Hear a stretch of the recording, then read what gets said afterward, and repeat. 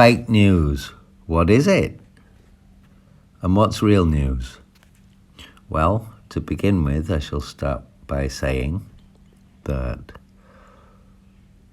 all news is a report on an event that comes through the mouth of a person, that's been written by another person, who is employed by a company that is owned by a person who has certain political views or agendas, such as Jeff Bezos owning the Washington Post, being a member of the CEI and owner of Amazon, and being a member of Prism as Amazon and all his services, which means members of Prism share information with each other and governments. And they publish paid macro-influencers and micro-influencers, which means the top 500 blogs that get on Google first, second and third page get paid with some Shutterstock or Alamy stock images. I did a search for less people using Facebook this month during COVID.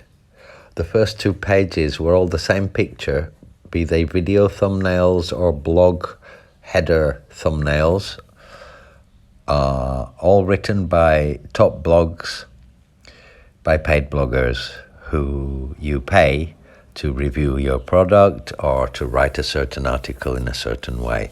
Newspapers do the same. It's called a paid placement. And so what you do is you pay a blogger who is a macro influencer, and you pay hundreds and thousands of small bloggers for smaller amounts of money who are micro influencers to support the macro influence and cover up the first 2 or 3 pages of Google with only that news and make it very difficult for people to find news to the contrary. So that is fake news. Fake news is being spoken about by governments and presidents, and believe me, President Putin, or don't believe me, check it out in history. President Putin was a member of the KGB, and he was the one who planned the publication using TV and using newspapers and propaganda and word of mouth to say that America created the AIDS virus, which they didn't, but everybody believed it, and it damaged their economy in the year that came out, and it took some years to recover. That was the first fake news before the internet. Fake news has been a science that governments have understood much better than you, the common folk, we, the common folk. I say you, the common folk, because I studied this and I understand it. I am a common folk, but I understand it. And many people listening do not. Yeah. And so now we have this fake news filter that anybody who says COVID isn't real, or anybody who says this or that about the president of that country, or the king or queen of this country, yeah, the post gets blocked. But isn't internet about freedom of speech and opinion? And isn't all news opinionated? Therefore, all news articles are merely an opinion. Yeah?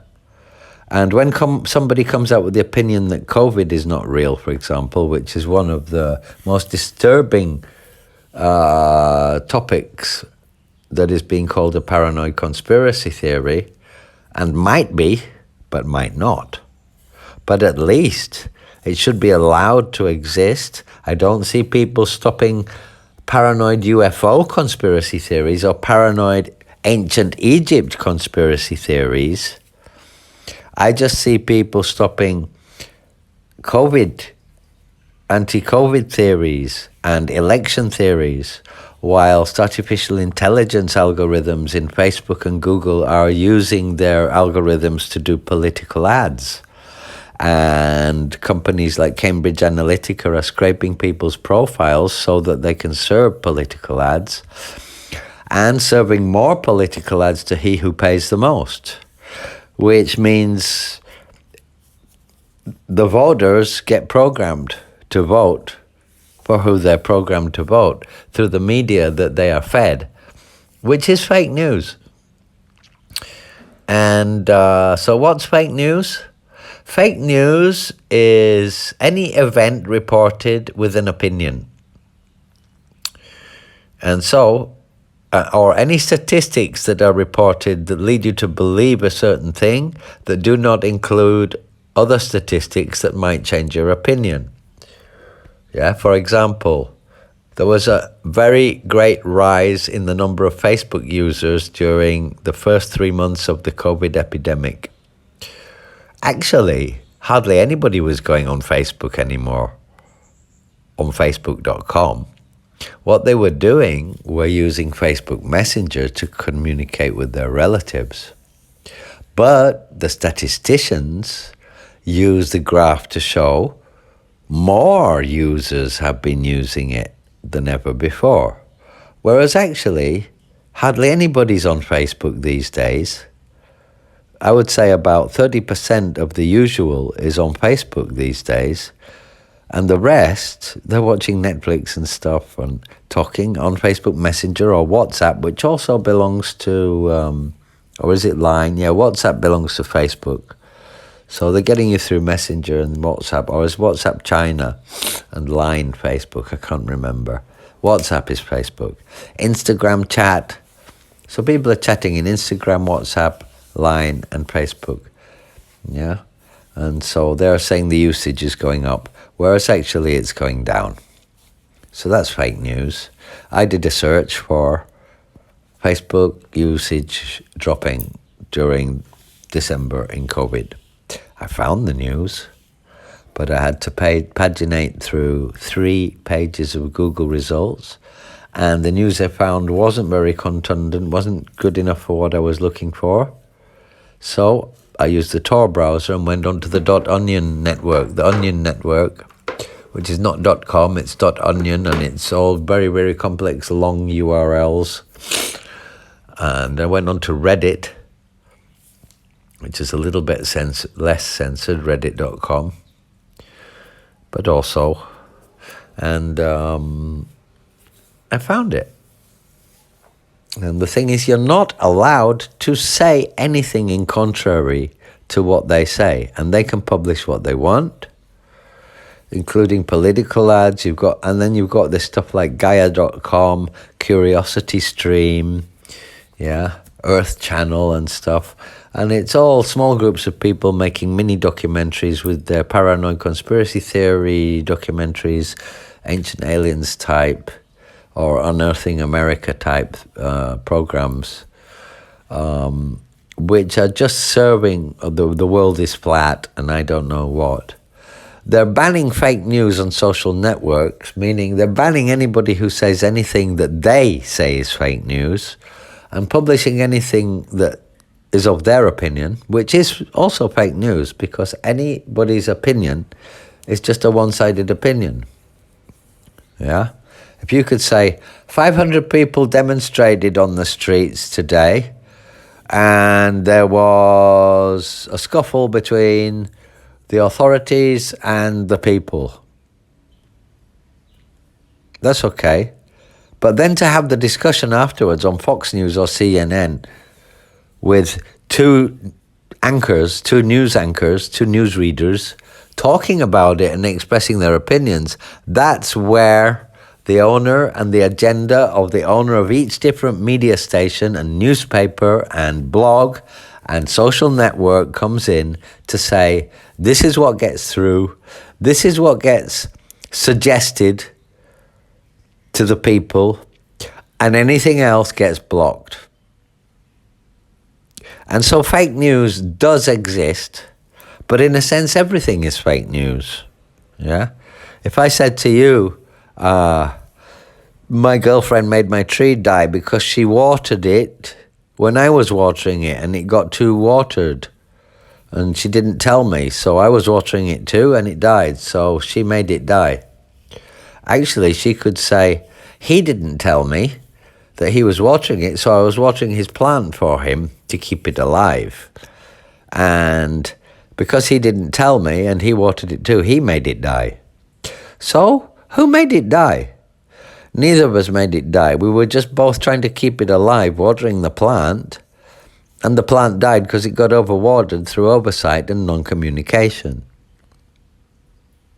That's closer to real news, but it's also not real news. It's just another view. The Lord Buddha said he didn't have a view because all views are opinionated, one-sided, and wrong. I could say there was a crash today because there was one guy who was late for work and he had a car in front of him that was going so slowly that it was going to make him late for work. And he beeped his horn and the guy braked and they smashed into each other. Or I could read the news that a guy who was driving safely was smashed into by a guy who was rushing to get to work and being reckless in his driving. Yeah? And the guy the reckless guy was thinking, look, this guy's going to make me late. His story is, he's going to make me late. He's going slow like a farmer, you know? What an asshole. He's trying to make me late. And the guy in front's thinking, this guy is trying to push me to go faster than my natural speed and make me kill myself. And so, is the guy behind trying to make the guy in front of him go faster than his normal speed and make him kill himself? Or is the guy in the front going too slow and making the guy in the back going to be late for work? Which is the real news?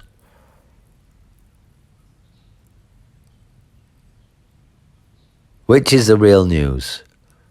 They're both just points of view. And they're one-sided, siding with one's own point of view from where you are standing. So if you were standing in virtual space with a cube, a dice, and you turned it so you had one of the corners of the dice pointing directly towards you between the middle of your eyes, you would see 3 sides of the dice. But a dice has 6 sides. And so if you only have one point of view, you can't see all sides of the matter. Not just both sides of the matter, because some matters are multifaceted. You have to see all sides of the matter. And to see all sides of the matter, you have to publish and talk about all sides of the matter. And to be able to do that, you need to be allowed to do it. But they don't allow you to do it. It is forbidden to post anything that is in contrary to what the news is putting up. But funnily enough, Donald Trump said that the media is all fake news. So who's putting up the news? When I wrote to the White House once, when Trump was in, after that, every 2 days I got an email from the White House with a bunch of links to fake news blogs justifying him, saying the president would like you to read this. Since President Biden has taken over the administration, these newsletters do not come anymore. So Donald Trump himself is always going on about fake news, but he was actually sending newsletters to anybody who ever went to the White House website without subscribing, sending them emails saying, please read this, please watch this video, and please read this, which were all fake news articles made in his favor. And so if he doesn't like fake news so much, which he doesn't, and there is fake news against him, what has he done? He's played them at their own game.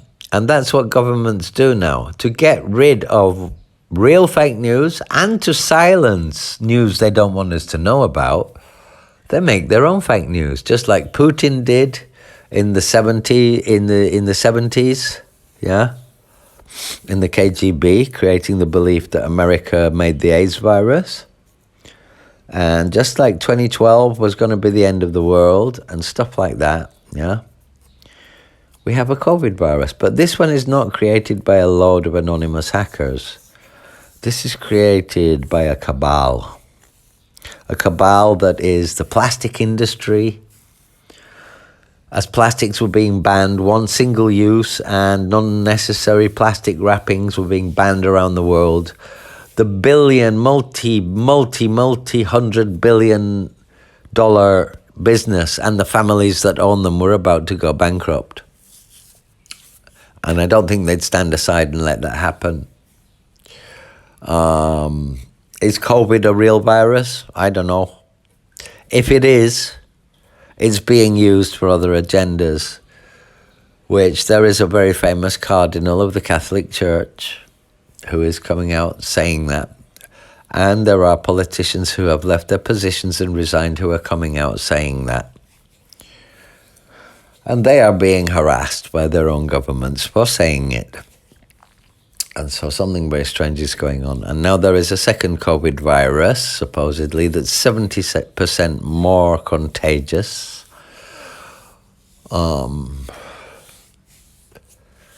9/11 put enough fear into people that when you go into Singapore, you have to put both fingerprints on a scanner, and you've never committed a crime, but they take your fingerprints. They got your fingerprints and your iris and your facial recognition in the database. In the old days, to do that, you had to be arrested and convicted, and they took a photo of you and your fingerprints. Otherwise, no government had a right to take your identity until you have been caught doing something wrong. These days, all of our identities are not only kept, but observed, spied on the internet, through CCTV, and given social rankings and judged accordingly by artificial intelligence, not humans, which might cause some people to get a credit card and other people to not, some people to be able to pay off their loan and some people to not and have their house repossessed, some people to get medicine and some people to not. And I shall finalize with what is happening during the COVID epidemic, real or not, because nobody really knows, is that during the lockdown, governments of the world and the economists of the world who control the governments of the world and the big companies who provide all the services to the governments of the world because they can't afford to do it themselves are performing the Great Reset, full stop. I said full stop because I'm always dictating, but it is a full stop. The Great Reset, full stop. Yeah, the reset of the monetary system from a fiat, F-E-A-T, cash system to a digital monetary system, which has nothing to do with gold, rubies, or even cash, which is just paper anyway. It's a substitute, just like Bitcoin. It's just they're making it digital instead of printed, because printed money cannot be tracked as easily when it never enters the system again. It just keeps passing hands underground between people, round and round, but it doesn't go back in the bank. Yeah. And banks are finding it expensive, and to avoid robberies and stuff, to have a safe and keep money in, and coins and stuff in their banks, it is cheaper to rent a small place where you can just have a computer and do everything digitally. There are lots of things involved. Job creation and loss of jobs. The loss of jobs mean they're going to have to create jobs that are not really needed, but which people can do so they can have an income. The digital income is infinite. They can create as much as they want. All they need to do is tax it so that they can create their own, so that they can keep their agendas going. They need the consumer. They do not need the worker. Robotics and AI is going to take over everybody's job. But don't worry, they're going to find jobs for us. Yeah. And the next podcast, part 2 of this, the continuation, will be called The Great Reset. John Spencer, for my YouTube channel, signing off.